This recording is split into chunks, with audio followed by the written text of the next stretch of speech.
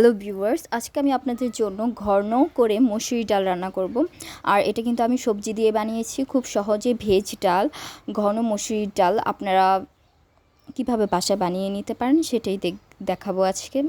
আর এটা কিন্তু খুবই অসাধারণ একটি টেস্ট এই ডালের।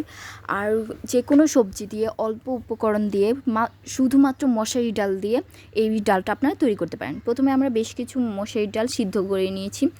আমি কিন্তু ডালটা পরিষ্কার পানিতে ধুয়ে নিয়েছি। দিয়ে দিচ্ছি আদা রসুন বাটা অ্যান্ড হলুদ মরিচ গুঁড়ো। আপনাদের পরিমাণ মতো আপনারা এই বেসিক যে মশলাটা আছে সেটা দিয়ে নেবেন। তারপর এটাকে আমরা বলকা নিয়ে নেব। এখন একটা ঘুটনির সাহায্যে খুব ভালো করে ঘুটে দিতে হবে। দেখতেই পাচ্ছেন ডালটা কিন্তু প্রায় হাফ সিদ্ধ হয়ে গেছে। খুব ভালো করে এভাবে এখন আমরা দিয়ে দেবো আলু, টিউব করে কেটে রাখা আলু কুচি। আলুটা হালকা একটু সিদ্ধ হয়ে আসলে আমি একটু অন্য সবজি এক এক করে দিয়ে দেব। দিয়ে দিচ্ছি কাঁচামরিচ 3টা। দেখতেই পাচ্ছেন ডালটা কিন্তু আমার সিদ্ধ হয়ে গেছে, আলুগুলো সিদ্ধ হয়ে গেছে হাফ। এখন আপনারা এখানে চাইলে আপনাদের পছন্দ মতো সবজি অ্যাড করে দিতে পারেন।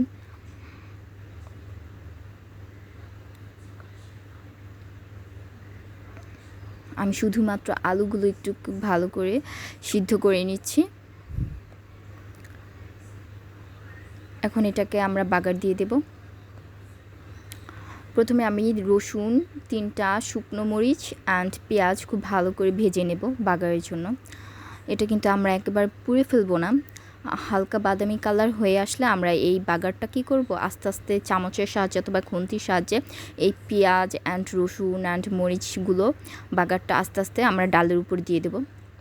দেখতেই পাচ্ছেন বাদামি কালার হয়ে গেছে। এখন আমরা এটাকে আগের ডাল একটু টমেটো কুচি দিয়ে দিচ্ছি, যেহেতু সবজি ডাল, সবজি তো হালকা পাতলা লাগবেই। আমি আজকে এটা শুধু আলু, টমেটো অ্যান্ড মটরশুঁটি দিয়ে বানিয়েছি এই ভেজ ডালটা।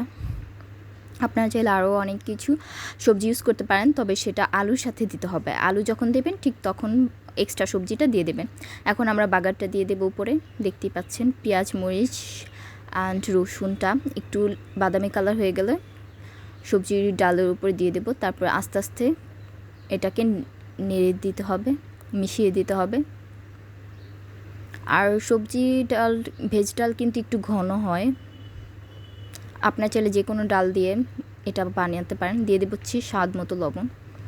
চাইলে আপনার মুগ ডাল অথবা অন্য কোনো ডাল দিয়েও এটা বানাতে পারেন, যেমন বুটের ডাল। এটাকে খুব ভালো করে মিশিয়ে নিচ্ছি। এখন দিয়ে দিচ্ছি ধনেপাতা অ্যান্ড আমি এখানে মটরশুঁটি দেবো। মটরশুঁটিটা আমি আগে থাকতে সিদ্ধ করে নিয়েছি।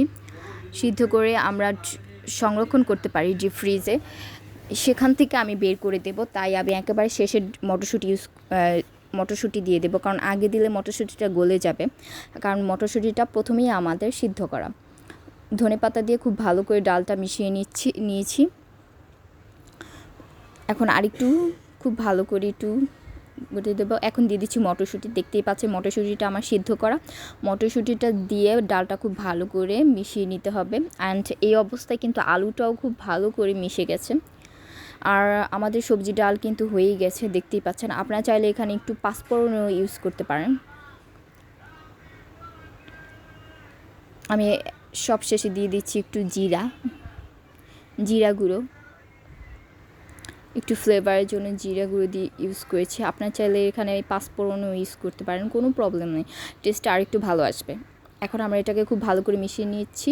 আপনি এটা পরোটার সাথে, ভাতের সাথে, নান, পরোটা যে কোনো কিছুর সাথে এটা ইউজ করতে পারেন, খেতে পারেন, অথবা রুটির সাথেও খুব ভালো কিন্তু টেস্ট হবে। এইটা পোলাওয়ের সাথেও আপনারা এই ডালটা খেতে পারবেন। দেখতেই পাচ্ছেন ডালের ঘনত্বটা কত,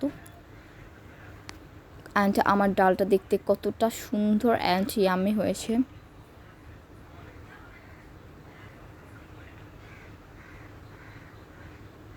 এরকম একটা ডাল থাকলে কিন্তু খাবারে অন্য কোনো কিছুই প্রয়োজন নেই।